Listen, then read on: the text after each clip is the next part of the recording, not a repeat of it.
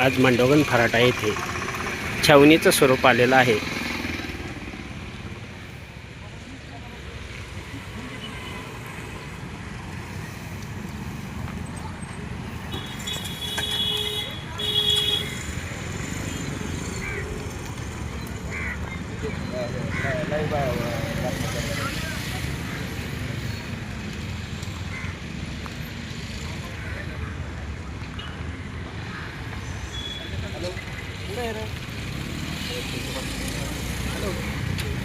मांडोगण फराटा येथे घडलेल्या घटनेमुळे आज SP गिल यांनी भेट दिली आणि यानंतर या ठिकाणी बंदोबस्तासाठी असलेला हा पोलीस बंदोबस्त आपण पाहत आहोत।